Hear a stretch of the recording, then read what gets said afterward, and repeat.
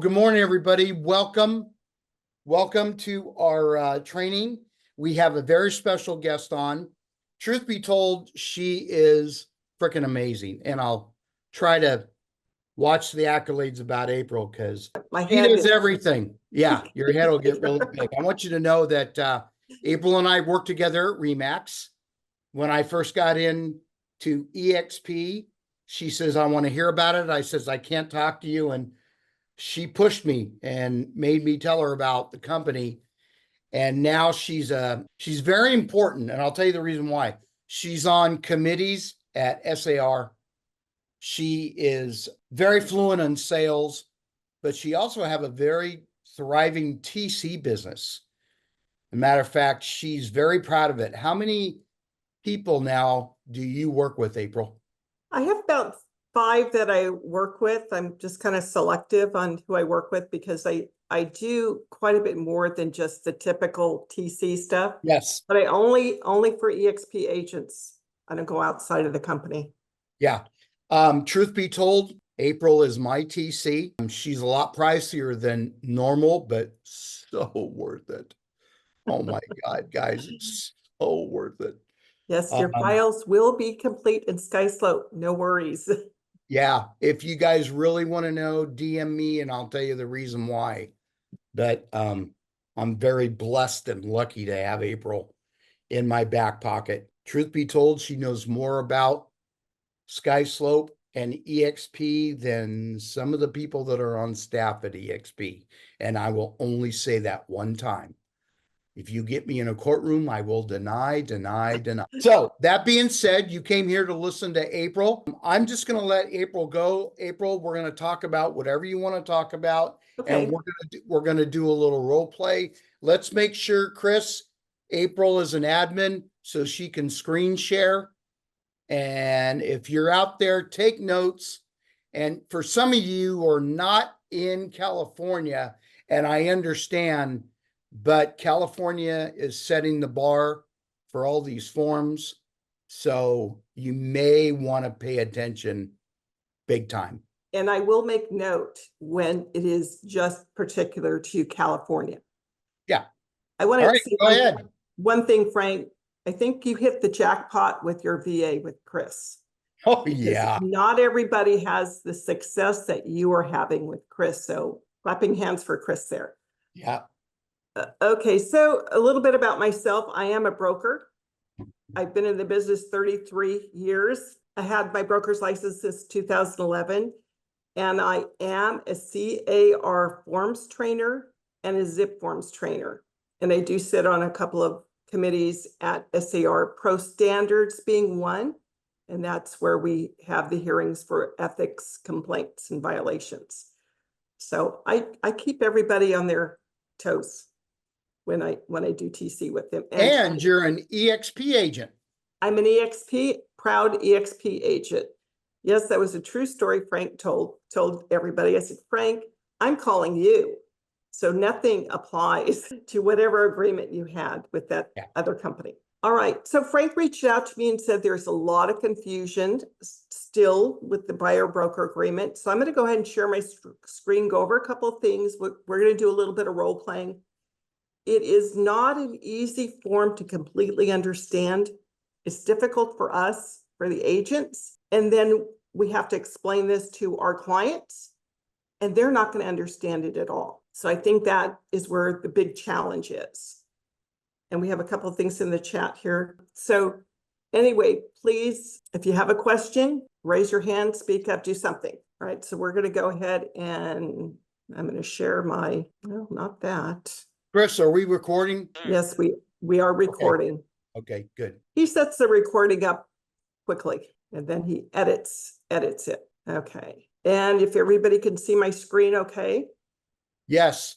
The first thing I'm going to do here is I'm going to go into the MLS rules because we are required to do certain things, not only with the NAR settlement, but also per our MLS rules in California. So these rules exist throughout the state of California. The only thing different, each association will have a little bit of differences, whether they have coming soon, which we don't have, but CRMLS has, so they'll have that. But this rule, and the fines are different, but this rule right here is the same for everybody. Buyer representation agreement prior to showing or touring any properties listed in the MLS or with a prospective buyer, a participant shall have entered into a written agreement creating an agency relationship with such buyer and setting forth the essential terms of such agency buyer representation agreement, which buyer representation agreement must at a minimum include the matters listed below. So you have to have compensation in there, and it can't be blank. It has to have a hard percent or number in there on what that buyer is willing to pay you to represent them. And throughout that agreement, it says it's negotiable.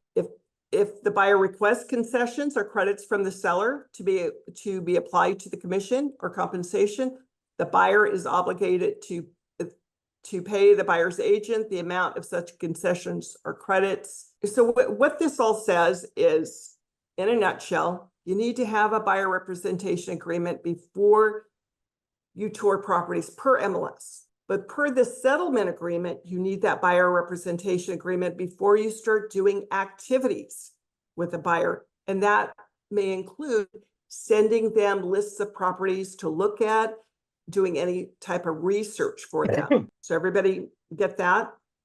If you violate these rules, you can be fined. And the fine will be without notice, immediate, no appeal. MetroList doesn't have very high fines, but they can raise them if they want to. CRMLS, they're fine, first time offense, $2,500. Some other MLSs in California, $1,500. So get this set up in zip forms, have it as a template and put it in there, put your buyers in there, and do not mix it up with a purchase agreement. So I find in zip forms, you want to have a completely separate transaction just for the buyer representation agreement.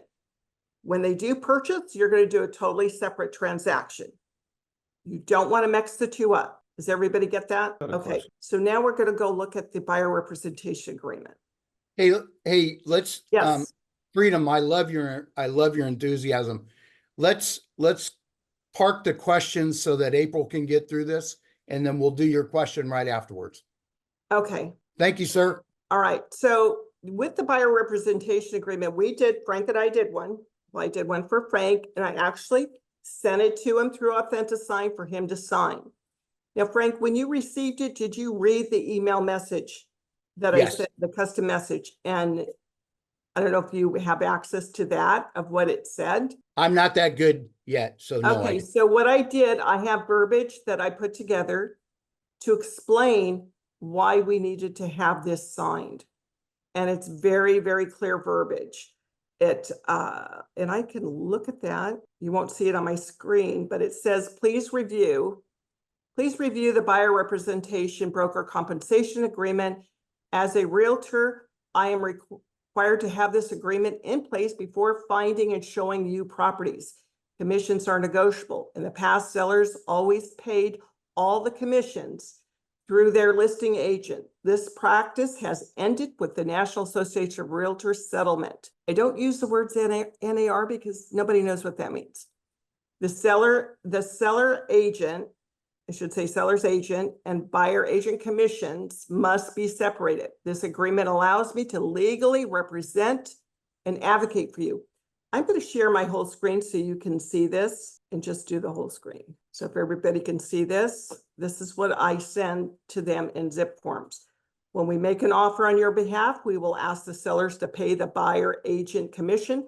This way you may not need to pay any commission. If the seller pays less than what we are requesting, you and I will negotiate a lesser commission. If you have any questions, do not hesitate to call. So this is what I send as a customized message in zip forms. And if you want, I can copy and paste that into, and you can create your own thing for this. So April, I prefer you put that out on the winner circle so everybody will have it. Okay. Well, yeah, but it's kind of legalese, and I'd rather not put that out publicly. Okay. So it is something that I put together And I am not seeing where my chat box is here. Oh, well. Oh, because it's down here. So I'll put it in the chat. You guys can copy and paste it and set it up however you want. And I try to separate it out, bold certain things so they understand I need to do this bottom line to be able to legally represent them.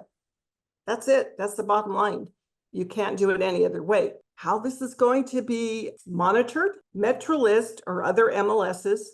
This is in California only, maybe in other states, I don't know. Check your new MLS rules. They can audit our files. They can, and it even says in the rules, they can ask to see our buyer representation agreement. They can ask to see the purchase agreement if our buyers end up buying something. You better have that buyer representation agreement signed, not 2 seconds before they sign the RPA, but maybe a couple of days earlier before you showed the property. There's no way of hiding it because they can ask for records and be able to see that. So you can't get cutesy with it. So with the buyer representation agreement, you're going to have agency. Always we have disclosure regarding real estate agency relationships in every contract we sign with our buyers or sellers, whether it's a listing, a lease, the BRBC. So any of this stuff, we have to have this signed, and it's just a disclosure.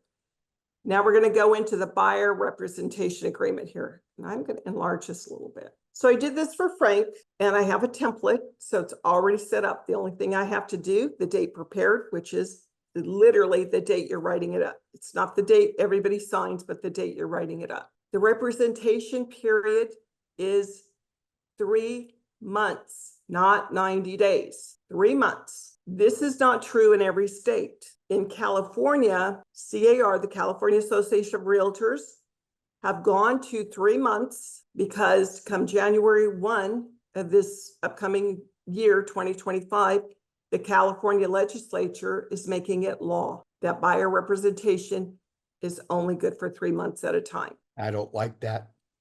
I know, but that's how it is. Yep, I know.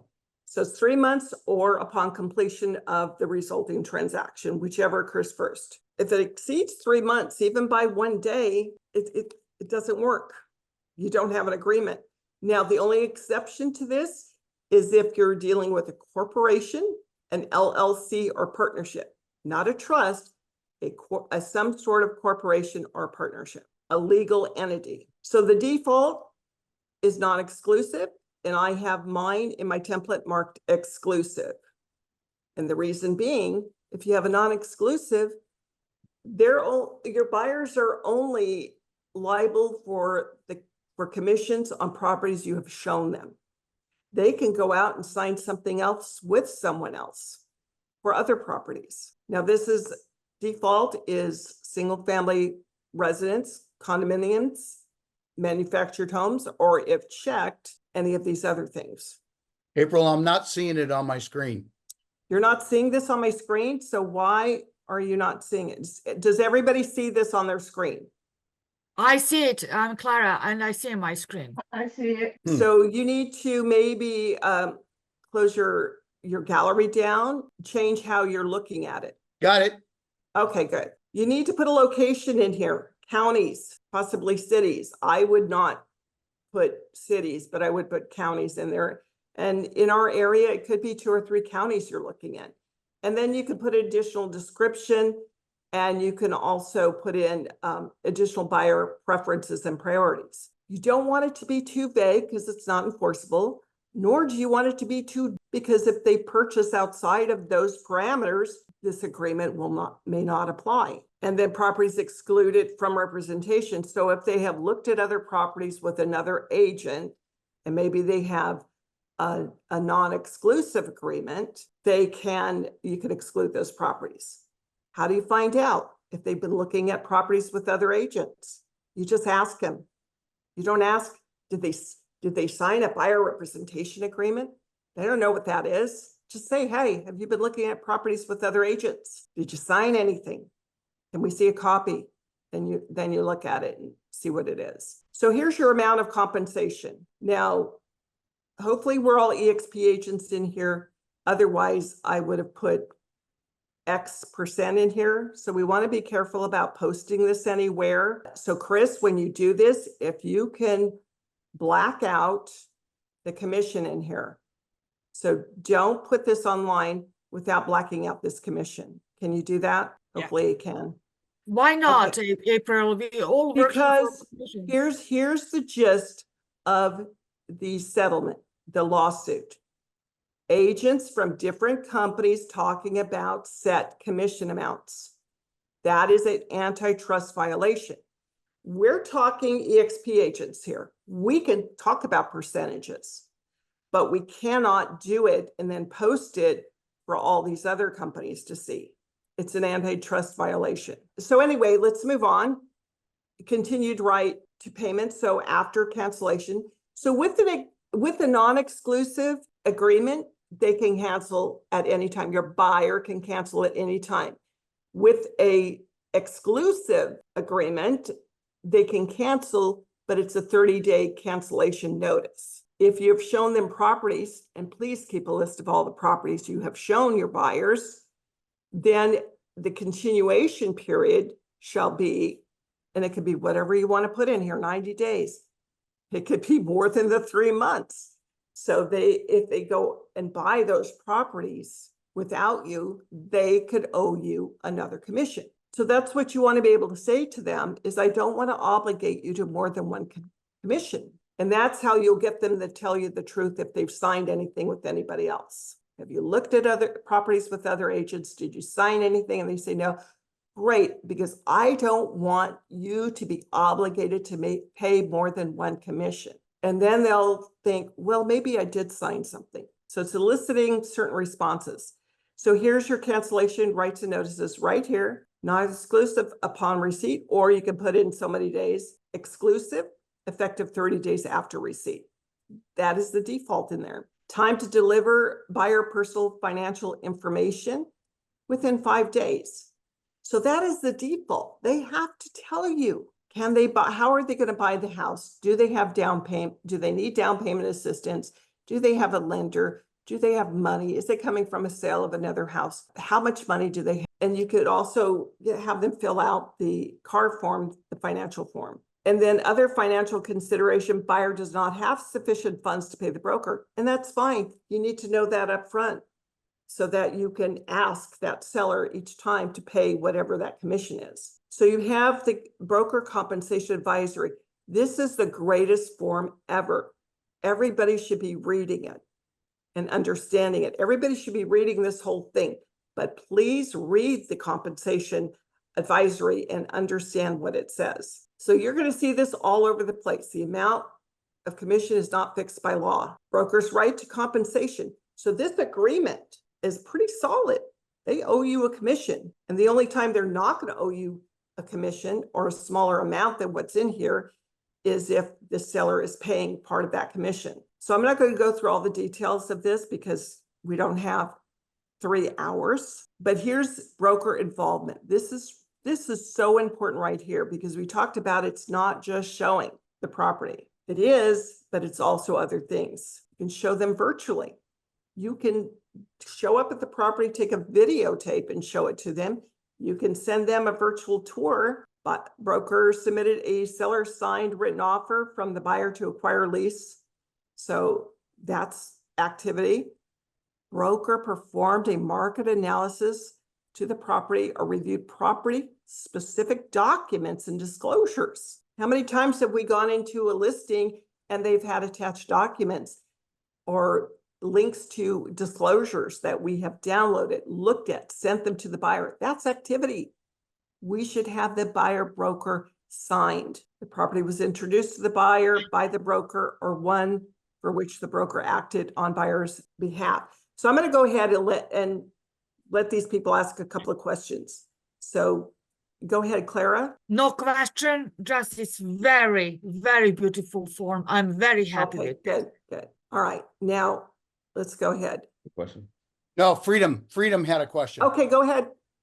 So I'm having my client sign the BBA only.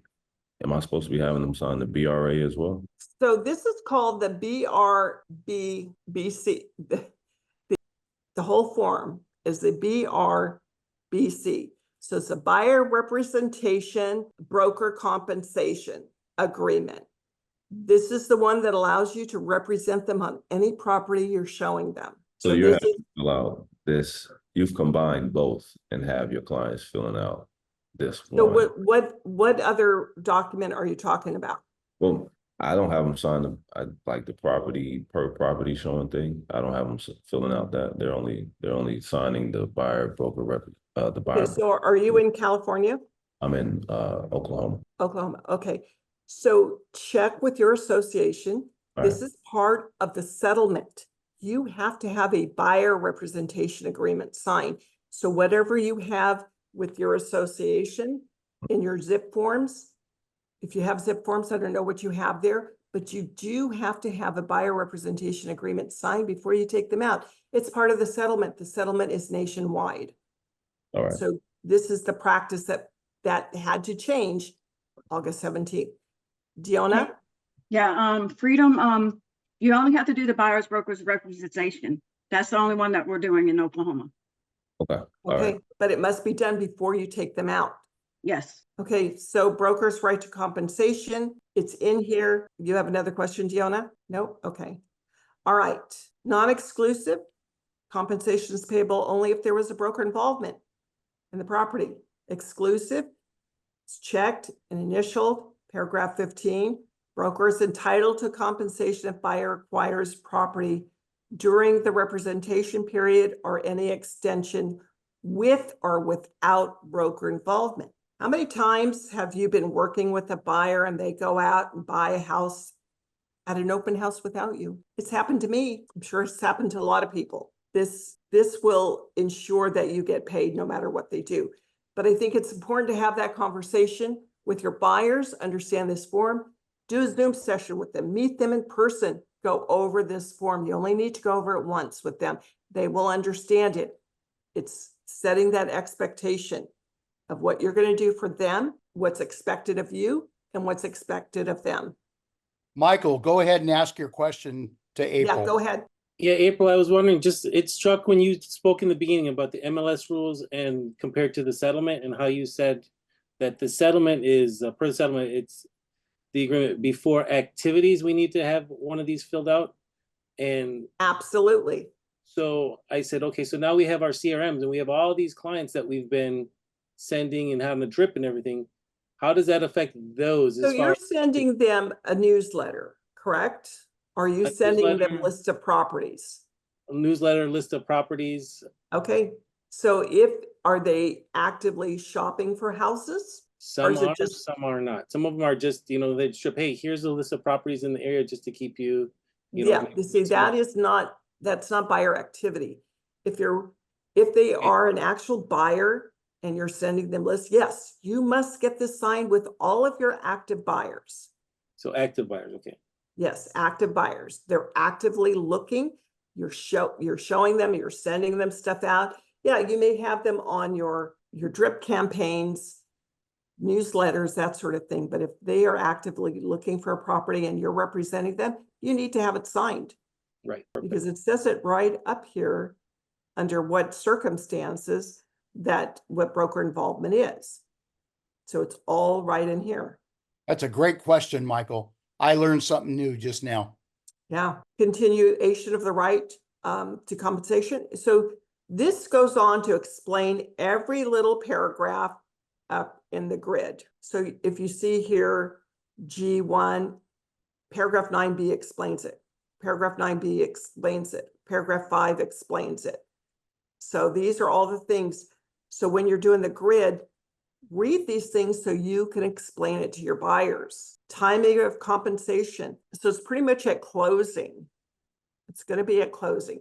Upon completion of any resulting transaction through escrow. So in California, we have escrow companies. Everything's done through them. East of the Rockies, it's done a little bit different. So we, upon recording, by the way, Frank, I have one recording today, just so you know, everybody gets paid after that. So it's interesting. What if you have a seller paying some of the commission and your buyer paying the rest? Because I have that situation right now with one of my agents.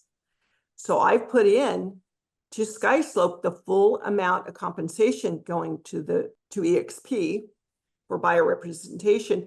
And then in the commission notes, I broke it down. Sellers paying this amount, buyers are paying this amount. I hope I'm doing it the right way because I can't think of any other way to do it. But it should be the full commission that is listed in Sky Slope that you're going to receive. Render, you had a question? Yeah, good morning. I just, my question was, okay, so X%, are we still starting from that percentage or, I mean, I know Okay, it's so negotiable. you can start at whatever percent you want. Okay, gotcha.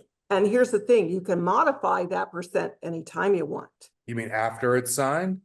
Yes, Okay. yes. And CAR has separated the modifications. Remember, we used to have the modification, whether it was a listing or a lease or buyer representation. Now each one has its own modification. So now we just have modification. And I just ended up doing one for someone yesterday because the buyers wanted the agent to only ask for a certain percent from the seller, not the full percent that they were paying. And then they agreed they were going to pay that difference. Well, afterwards they said, well, we want that difference reduced down to this much. And the agent agreed to it. So we did a modification. So reflect that amount. Go ahead. But what if you find out that a listing agent seller is going to pay more than what you have agreed to in here to a modification before you submit? Okay. So April, that's the I- thing. It's negotiable the whole time, every step of the way. April, Yes. please, I don't want to rush you, but I want to give some Okay. time for role play. All right. Let's get down to role play because this just goes through everything. Oh, here's the other thing. If you don't have this initialed by the buyers, your exclusive representation no longer exists. In AuthentiSign, it comes out as something is optional for them to initial it. If you click on it before it goes out, and over on the right-hand side, you can now click required and make it a required initial. Okay, so let's go ahead and role play. So All right. Frank, So April, I'm gonna be the listing person and I'm gonna be the buyer's agent. okay, All right. Or the buyer itself. I'm going to take this off because we're just going to talk. Right. Okay, so I'm going to stop share. All right. Okay. So, April, I really love the house that we're interested in. However, I've heard about the new rule and this scares me because I cannot pay my buyer's agent commission. It's just enough that I come up with a loan and the closing cost alone. I don't know if this deal is good or not. I can't pay for the buyer's agent. Frank, that's a great point. There's a lot of buyers out there that can't pay the commission.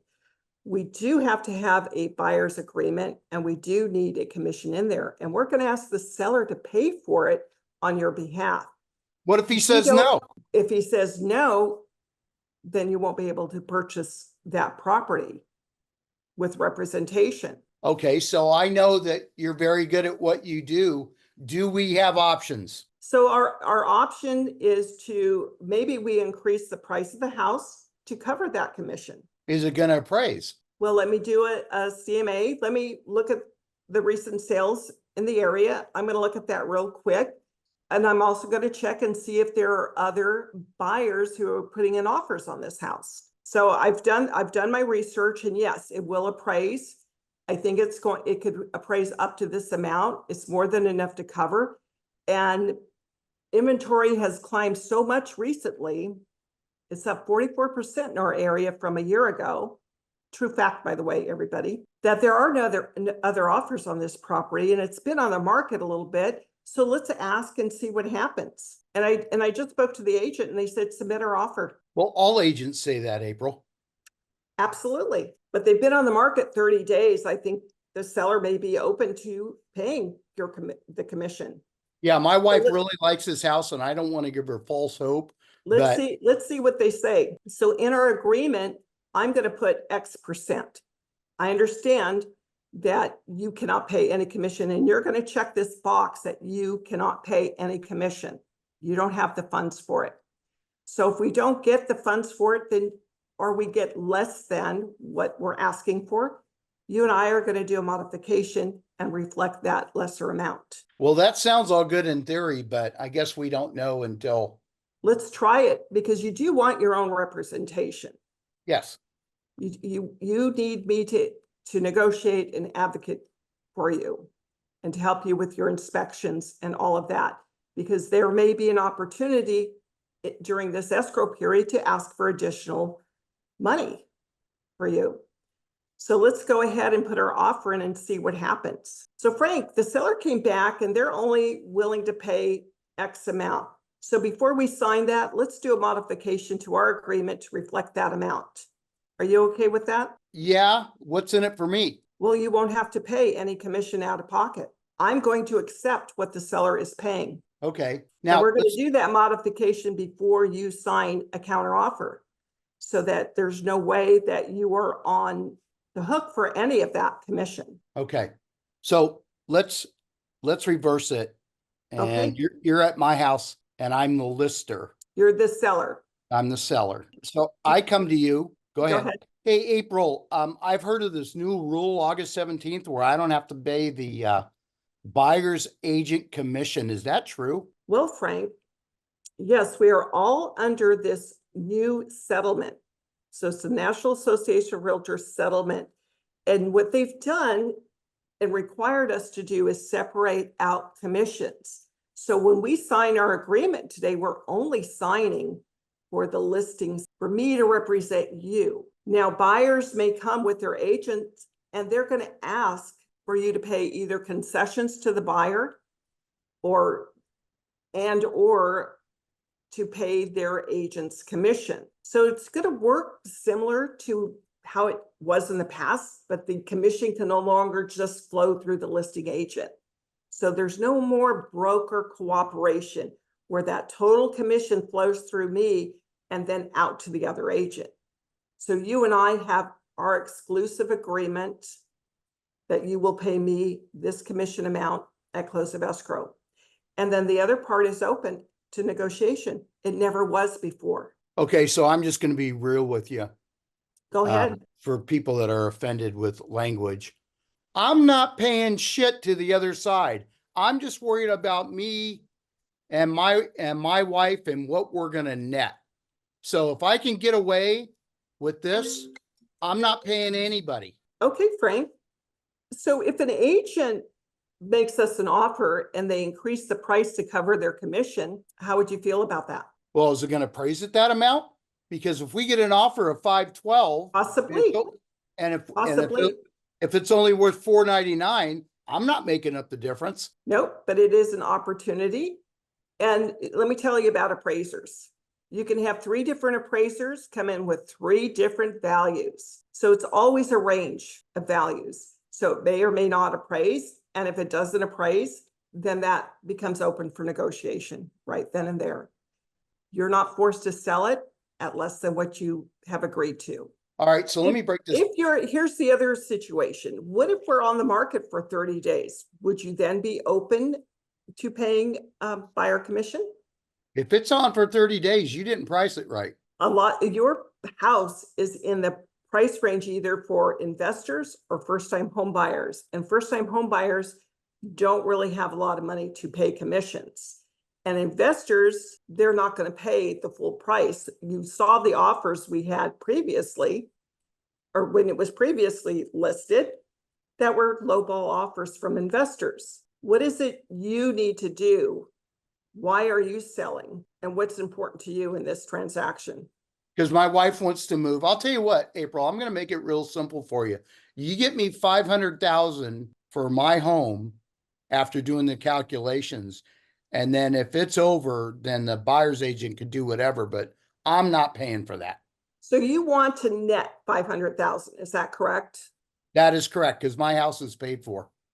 Okay, so this is what we'll do. We're going to price it to cover any potential commission. So let's go ahead and just price it at 525 or 519 and see what happens. We'll know right away within the first couple of weeks if we're priced too high or not, but we're going to make sure that your house goes on the market with a bang. We're going to get professional photographs done and have it go out, do a property blast to all the agents, let them know that you are willing to look at concessions. By the way, we need to put that into our agreement and have approval from you to be able to offer it. The majority of the sales out there, the vast majority, and I'm talking 80–90% of homes are sold by buyer agents. True. I understand that, but I don't want to, everybody. I don't want to wait a couple weeks, because April, you're a top listing agent in Elk Grove. Your last sale, you didn't close it. You sold it in 3 days. Why am I waiting a couple of weeks? The market has changed. And here's the stats. We now have 6,000 listings in Sacramento County versus last year, we only had 4,000 listings.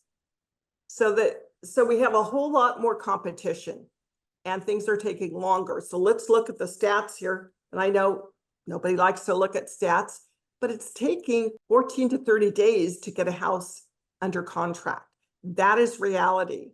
The only way to sell it in 3 days is to price it low, and then you could end up selling it too low. Well, I picked you for a reason. I trust your judgment, but I don't want a 30-day escrow. I want to shorten the escrow because the longer we're in escrow, more things can go wrong. So if we can get it down to I agree. I agree with that. 17-day, 21-day closing, we'll do And it. most of the lenders out there, whether it's an FHA or even a VA, they can do it in 21 days or less. Everybody getting the same thing right now because that's our market. We're very lucky in our area to have quick appraisals and quick closings. Some areas of California, other parts of the country, it could take 2 or 3 weeks just to get an appraiser to come out. Well, I don't care about the rest of the country. I just care about my house. As you should be. All right. You've been a great sport. I was just giving you a bad time. Oh, as Now you should, because this is what's going to happen when we go out and we talk to that. So have some facts at your fingertips, have those percentages. How many sellers out there even know that the vast majority of sales are buyer agents? That the commission's always been paid by the buyer through the price of the house. So be able to talk about these things with your sellers. All right. So for the next 5 or 6 minutes, let's open it up. Let's open it up to questions. And you're on, guys. Oh, come on. Not one question. May I? Clara, you have a question? Yes. In first scenario, how much was April your commission that you're negotiating with seller? We're not going to talk commission. We're not going to talk percentages because then Chris has to take it out of the video. Yeah, So strike whatever the word commission out of your vocabulary. You can say commission, you can say X commission, you can't say a number. Yeah. If it's going to go out publicly. Publicly, no, but between clients can know how much you're earning, correct? Well, it is more transparent, and you can say, yeah, I'm getting paid this and to advocate for you and represent you. And part of my commission is going to be taken by the company and also go toward my expenses. Yeah, but you share your compensation with your client, correct? How am I sharing it with my client? I'm sharing what the amount is. It's all transparent now. Yes. So when I fill that form out, it's going to be a certain percentage in there, and they're going to see that. But for example, Frank, it's your client, and you get compensated by seller. And Frank will know how much that compensation will be. Yes, and that compensation cannot exceed the agreement that Frank and I have. But if exceed, you make modification. Any modification has to be made either before it. So if the seller is paying X number and it's higher than the agreement I have with Frank, then I need to modify my agreement with Frank before I ever put in for the offer.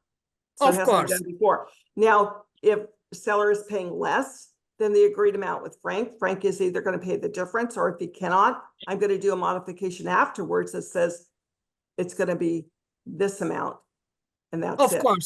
Of course, that's clear. Which kind of situation and issues you're seeing recently? Repeat that. Which kind of issues or concerns you see recently? So when we have, What's really happening? so we don't know yet. We got to wait another couple of weeks before this all falls out. But as I'm seeing right now is that so far with one of my agents I'm working with, sellers have agreed to pay the commission that was asked for. I have one that the seller is paying a certain percent and the buyer is paying the difference. So it's a split thing. So those are the situations that are going to come up. Make sure you get it into SkySlope correctly with the total commission, not just what the seller is paying, the total commission that you're receiving. Okay, Michael, you're up. Okay, cool.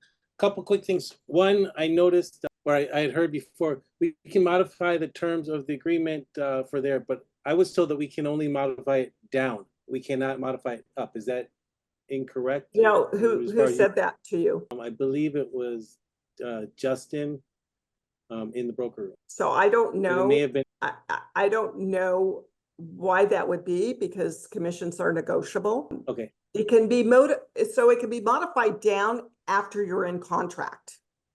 that's probably what it was that I misunderstood. So it can't be So- modified once you're in contract. So when you submit your purchase agreement, you have to submit the last page or whatever page it is that shows what the buyer has agreed to pay. Right, So that has to be submitted because the seller cannot pay more than that. correct.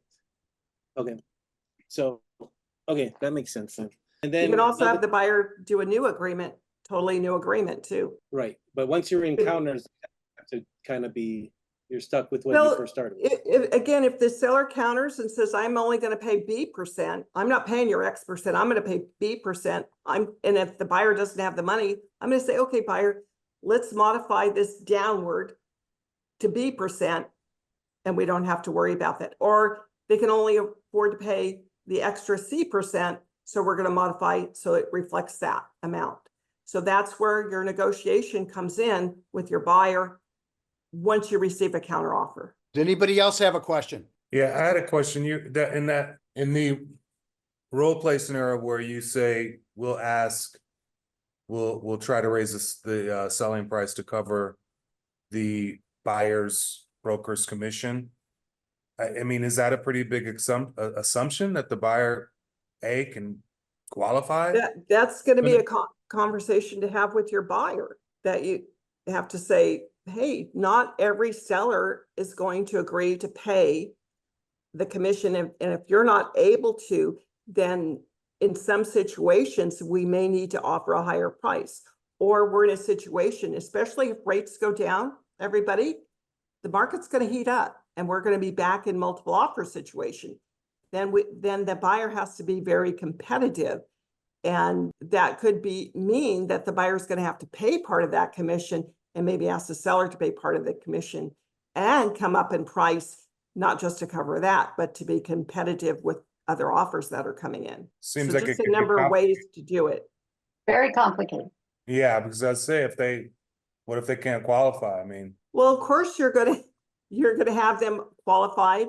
They have to provide that information for you before you ever go out and show them any property. That's one of my favorite- I meant That's one of my favorite forms for the buyer now.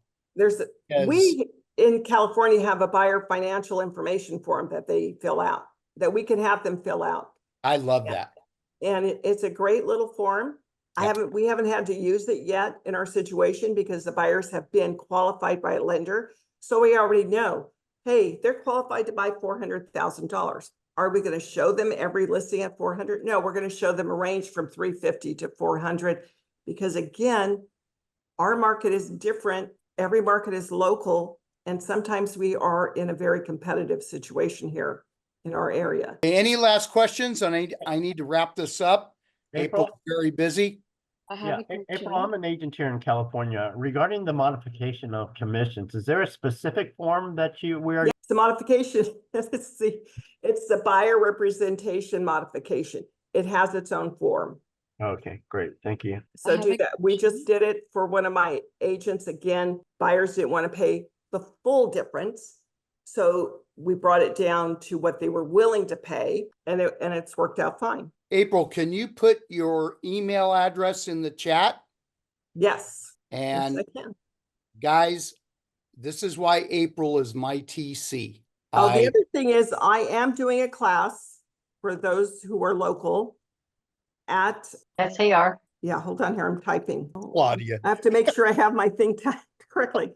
So it is at SAR, September 20th. You can go to sacrealtor.org.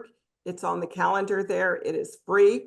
And I will be teaching a 3-hour class on this form. So it's going to go into details and all the forms that are connected to, including the modification. I don't think it's going to be Zoomed at all, but it may be recorded. I don't know. I have to get that information.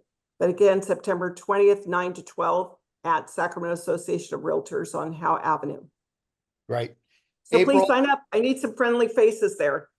Frank's April, going, right? thank you so much. I want to let you know that nobody dropped off this Zoom call. Oh, good. We weren't boring. Thank you. And I know for some of you, this is boring, but you guys are going to be so further ahead because nobody's doing training. Of course, Yeah. that's what everybody says, but Even Debbie? Not even Debbie? Debbie's well, let doing me training. finish my statement. Elgin, Nate, Michael, and myself are bringing training to the Winter Circle, and Debbie does contracts class every Wednesday at 9:30 in the world. And so to the people that say, well, I don't know what to do, there's no training, it's BS, because we're doing our best to bring it, and you guys stayed on the call, and I thank you so much.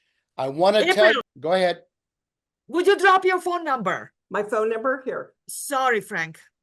I just really need her phone number. Yes, please call me anytime. I do answer my phone. And I do local trainings here in Elk Grove. Frank came to one of my trainings and it covered all the kind of different new forms that we're dealing with. And remember, we're getting silent changes on these forms all the time. Okay, yes. everybody. I think Deanna had one last question. When is that contract agreement meeting on Tuesday? In the world, At what time? 9:30? 9:30. Okay, That's Pacific time.